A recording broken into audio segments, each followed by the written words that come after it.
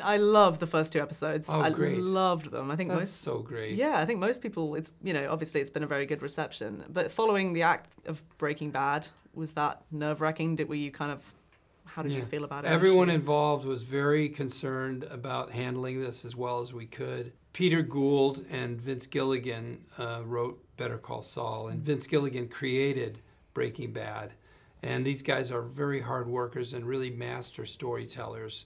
And I think one thing they've done is they've created such a different world.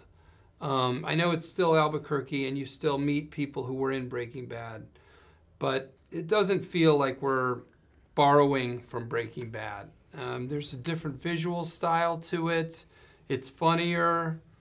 They really wanted to make something distinctive that stood on its own. So the amazing thing to me, that's how we approached it. And it's understandable and it's the right way to approach it. But the amazing thing to me is that the audience and the critics too have been fairly open-minded about giving us a chance. Yeah, definitely. And I think, how much of Saul's backstory did you already have from Breaking Bad? Because obviously the James McGill thing is there from the beginning. Well, yes, he says in the first scene that you meet him in Breaking Bad, and he's talking to Walter White, he says, "My name's not Saul Goodman, my name's James McGill." So we know that he has some kind of life outside that office, and he's not that persona. But I didn't have a lot of backstory for him. I thought he was from Chicago. Outside of those things, I figured he spent his time at strip clubs mostly, and maybe golfing. He talks about golfing, and low rent courses, That's what I had in my head. Not much of a life. But now I think we're learning that there's a lot more human being there, and so I'm seeing that there could be a much fuller sort of life outside that office. It's interesting. It's interesting. Were you surprised that he had to he's seen psyching himself up a lot before he goes into the court? Yeah, I love that. That's great.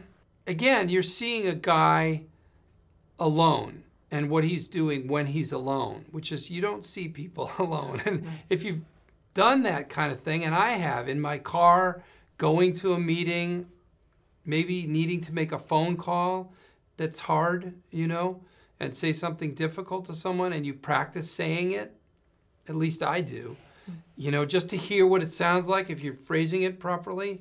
So again, it's such a different thing from Breaking Bad, where we only saw Saul Goodman in his office. We only saw him working until that last scene when he was in the cellar with Walter White, and then you kind of drop all your facade, Now we're seeing him in really private moments. And so, yeah, you say, it's only using the Breaking Bad characters who make sense in Saul's world. So how many more Tucos can we expect? Here's what you need to know. The writers have a board in the writing room, and it has all the characters from Breaking Bad on it. Wow. Like little characters that just walked through or that were referenced. So if you go into that world, I think you'll see 4 or 5 of them. But I don't have the number in my head. But you'll see more or hear about more. Sometimes it's just a reference.